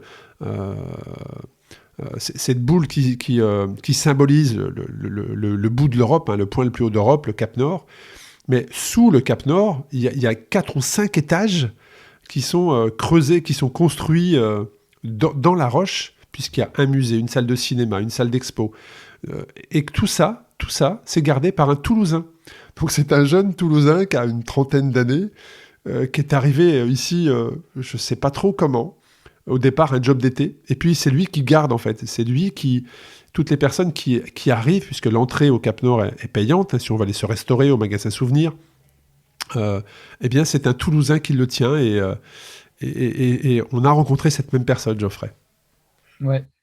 Il y avait lui et une autre personne aussi qui fêtait son anniversaire au Cap Nord et qui avait une bouteille de champagne. Et du coup, j'ai bu le champagne avec lui à la statue pour fêter son anniversaire et mon Voilà, c'est arrivée. que des bons souvenirs. C'est que des bons Ouais. souvenirs. Ce qu'il faut savoir, c'est que si vous arrivez au Cap Nord à vélo, l'entrée vous est offerte. Voilà, ça c'est un point positif. Ça c'est un point positif. En tout cas, c'est vrai que de se retrouver sous ce monument, c'est toujours un aboutissement parce que tu es au bout de quelque chose. Hein. Il n'y a plus rien derrière, il n'y a plus rien devant, pardon, comme tu l'as dit. C'est le Svalbard et le pôle Nord. Donc Non. ça reste des moments d'émotion qui sont particuliers quand tu as fait tant d'efforts pour y arriver à vélo. Ouais, tu repenses à tout ce que tu as vécu pendant les 2 mois et la satisfaction de l'avoir fait à vélo, enfin, juste à la force des jambes, etc. C'est un moment assez intense, ouais. Et est-ce que tu avais le stress, Geoffrey, de ces barrières fermées? Puisque moi, en me renseignant sur le Cap Nord, j'avais lu effectivement que l'accès au Cap Nord en hiver, à vélo, n'était pas possible, puisque ce qu'il faut savoir, c'est que quand tu vas au Cap Nord, c'est tellement dangereux avec les vents et la neige qu'il y a des barrières de sécurité. Et que tous les 10-15 km, tu as des barrières qui peuvent se baisser ou se lever en fonction des conditions climatiques, du passage du chasse-neige. Et tout ça, toi, tu ne le maîtrises pas. Euh, et tu as notamment cette dernière barrière qui est, qui est à 13 km du Cap Nord, Ouais. qui est la barrière où tu peux accéder au Cap Nord, mais via des convois, quand les conditions le permettent. Mais généralement, c'est fermé. Et il se trouve que, pour moi, et vraisemblablement comme pour toi, ces barrières étaient ouvertes. Et ça a été un moment d'émotion pour moi très très fort, puisque tu parlais d'émotion tout à l'heure, plus tu arrivais vers le Cap Nord. Pour moi, l'émotion, les émotions les plus fortes de cette aventure ont été à la barrière 13 km avant le sommet, où, quand je suis arrivé et que j'ai vu que cette barrière était levée, eh bien, j'ai su que ce projet allait être finalisé et j'allais pouvoir rouler jusqu'au Cap Nord à vélo, ce qui est juste extraordinaire après avoir traversé le cercle polaire. Déjà, traverser le cercle polaire à vélo, c'est des moments incroyables, mais en plus, accéder au Cap Nord à vélo, alors que logiquement, les barrières sont fermées, c'est juste fou. Et tout ça pour dire que je vois qu'il y a des skis. J'ai vu qu'il y avait des skis sur ton vélo. J'avais également prévu des skis à la base, en me disant, si les barrières sont fermées, rien ne m'arrêtera, je continuerai à ski. Quel était l'objectif pour toi d'avoir amené des skis, Geoffrey? Les skis, c'est qu'il y a une amie qui m'avait rejoint pour 10 jours en Laponie finlandaise et on avait fait 10 jours dans un parc national en ski et poulka. Et donc, elle a été venue avec mes skis et après ça, je les ai gardés pour pouvoir faire d'autres sorties ski en Finlande et en Norvège. Et au Est-ce que, final, j'en ai fait que c'est ce que deux. j'allais dire. Est-ce que parfois tu as regretté ce choix? Non, non, non, non. Non, parce que j'ai fait quand même 2 sorties en ski de rando et puis c'était magnifique, donc il n'y a pas eu de regret. Ouais, les Donc, paysages sont magnifiques, mais là, je parlais de regret par rapport au poids, mais tu c'est vois, sûr que parce ça que, m'a rajouté 7 ou 8 kilos de plus sur le voilà. vélo. Ouais, c'est Mais je vrai, pense qu'à quand je vois partir ton de vélo, 50 kilos, ça change plus grand-chose. ouais, c'est vrai, mais quand je vois ton vélo, quand je vois les distances parcourues, quand je vois les conditions, franchement, chapeau, respect, c'est juste impressionnant. C'est impressionnant d'avoir fait autant de kilomètres dans ces conditions-là, avec un tel chargement. Euh, c'est vraiment un exploit physique très clairement, très clairement. Et donc tu arrives au Cap Nord. Est-ce que tu rentres en vélo? Comment ça se passe derrière? Est-ce que tu redescends à vélo? Parce que je crois qu'il y a un aéroport d'ailleurs. Hein, il y a un aéroport qui est à Oninsvag, qui est le village, on va dire, le dernier, la dernière ville qui se situe 25 km avant le Cap Nord, qui est d'ailleurs un magnifique petit port de pêche.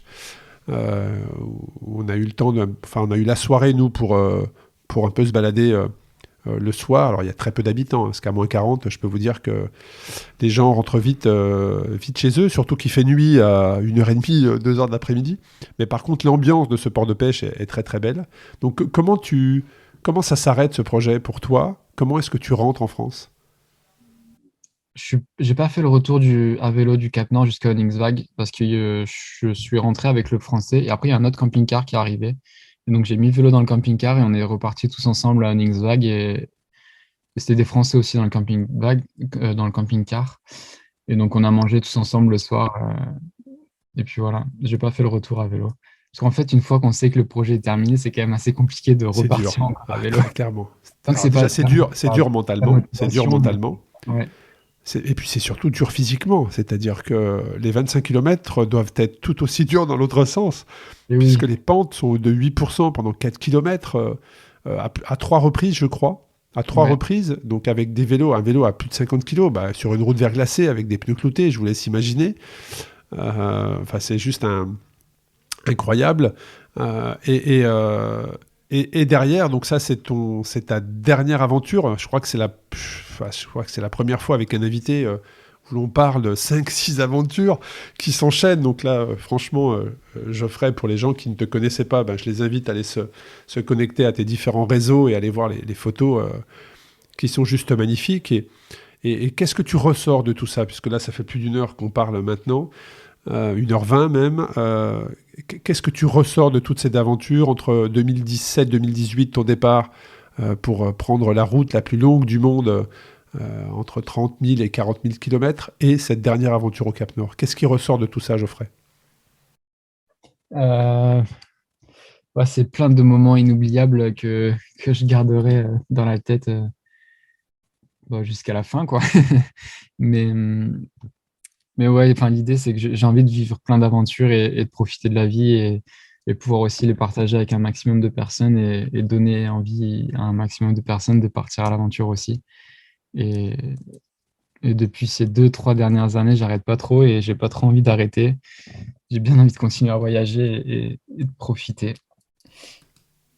S'il y avait un moment à ressortir par tous ces beaux moments, toutes ces belles rencontres, ça serait lequel? Si tu en avais un à ressortir. Alors ça peut être une rencontre, ça peut être un paysage devant lequel les larmes te sont montées. Ça peut être le fait d'avoir croisé un animal qui t'a généré des choses. S'il y avait un moment à ressortir parmi tous ces merveilleux moments que tu as vécus, ça serait quoi? C'est dur hein, comme question. C'est très Ouais, très c'est dur. hyper dur. Le premier qui me vient en tête, c'était le volcan à 5300 mètres au Mexique parce que j'étais vraiment tout seul sur la montagne. J'ai fait le lever de soleil là-haut. Et ouais, c'était une belle aventure, des paysages magnifiques et tout. Donc, c'est un des moments. Mais après, il y en a plein. Enfin, l'arrivée au Cap Nord, c'est aussi hyper intense émotionnellement. L'Islande, enfin, ouais, c'est compliqué de choisir. C'est compliqué de choisir. Ouais, c'est compliqué. Est-ce qu'il y a un livre photo peut-être qui est en projet ou un livre pour retracer tes aventures? Non, j'ai pas fait de livre encore. On me pose souvent la question, mais pas encore. Par contre, sur YouTube, il y a le film de Plastic Adour. Et là, je viens de terminer le film de l'Islande, qui est passé déjà sur 2 événements les dernières semaines. Et je réfléchis encore à le mettre en festival ou à le mettre sur YouTube au mois de novembre. Intéressant. Je vais voir.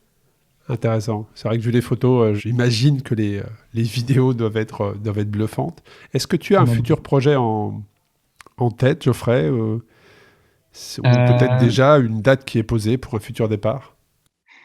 J'en ai pas mal, ouais. Le prochain, je vais pas dire exactement ce que c'est, mais ça sera en Islande cet hiver et dans les Hautes-Terres. Waouh! Tu retournes te confronter au froid cette fois-ci. Pour l'avoir étudié, ouais, on est sur des conditions similaires au Grand Nord, hein, très clairement, Ouais, ça avec va des être aurores plutôt boréales. les conditions avec le vent, un froid plus humide en Islande et les rivières à traverser aussi en hiver. Ça va être. Ouais, donc un- là, tu nous parles d'une aventure qui est quand même beaucoup plus engagée. Déjà que ça l'était, mais là, on est quand même sur un niveau qui est beaucoup plus engagé. Oui, oui, clairement, ce sera bien plus engagé, ouais. Seul ou avec d'autres personnes?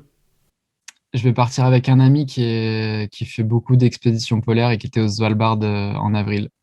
Ok, donc maîtrise du froid, technique de sauvetage, ce genre de choses. Ouais, il est bien rodé. Il a une bonne expérience et je sais qu'il est inarrêtable aussi. Donc, ouais, je sais avec qui je pars. Bon, ça, c'est une très bonne remarque. Je sais avec qui je pars. Ça, c'est hyper important. Ouais. Hyper important. Est-ce que c'est un Français? Est-ce que c'est une personne étrangère? C'est un Français, il s'appelle Vincent. Et pour ceux que ça intéresse, il a son film. En fait, c'est trois amis et ils ont fait un film. Il s'appelle Isoken sur Netflix et c'est une expédition en ski pulka. Et il est hyper cool le film, si vous voulez checker. Ouais, je crois suivre déjà Vincent. Je crois suivre déjà Vincent et je crois que Vincent est un bon ami également au guide qui nous avait accompagnés en Laponie suédoise parce qu'il y a quelques Français hein, qui ont des références comme ça dans le grand froid, qui sont guides polaires.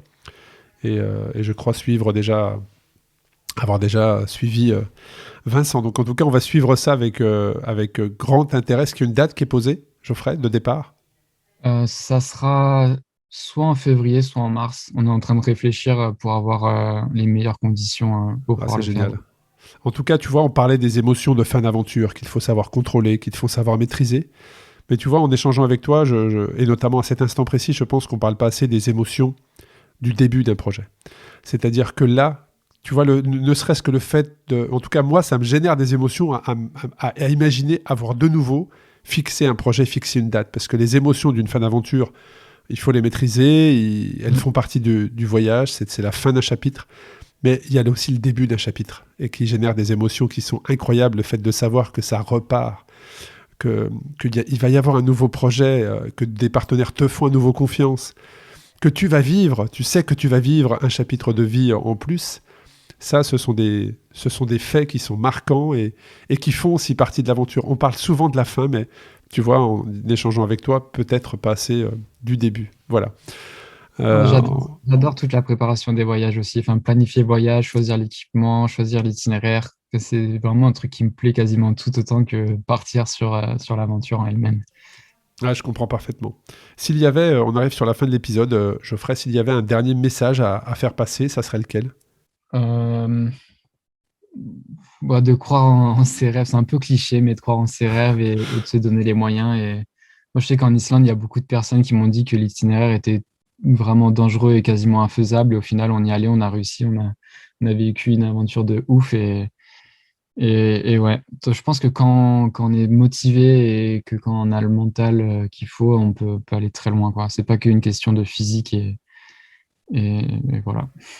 Ouais, je comprends. C'est vrai que l'Islande, c'est pour ça, je te l'ai dit à travers cet épisode, surpris, vous étiez rentré dans les terres. C'est à ces périodes de l'année-là, je peux comprendre que certains habitants de l'île vous mettent en garde, mais après, voilà, c'est l'aventure, vous l'avez mesuré, maîtrisé, vous étiez plusieurs et ça a donné une tranche de vie juste formidable. En tout cas, un grand merci à toi, Geoffrey, pour le temps consacré, pour ce partage, pour ce bel épisode. Et puis, on a hâte de suivre la prochaine aventure qui va partir sur le premier trimestre 2023. Ça, c'est une formidable nouvelle. Et je vous invite toutes et tous à vous connecter sur les réseaux sociaux de Geoffrey, mais aussi d'aller vous abonner à son site, puisque vous allez voyager à travers ces différents récits. Un grand merci, Geoffrey, et puis je te souhaite tout le meilleur pour tes futurs projets. Merci Arnaud, à toi aussi. C'est déjà fini. N'hésitez pas à commenter cet épisode sur les réseaux ou tout simplement en contactant mon invité. Si vous avez dans votre entourage des personnes qui ont des parcours de vie ultra ordinaires, n'hésitez pas à m'envoyer un message pour me mettre en relation avec cette personne. Et n'oubliez pas, la meilleure manière de m'aider à faire connaître le podcast Ultra Talk est d'en parler autour de vous, de mettre une note 5 étoiles sur Apple Podcast ou de partager sur les réseaux sociaux cet épisode via les stories. Un grand merci à vous, portez-vous bien et à très bientôt pour un nouvel épisode du podcast Ultra Talk.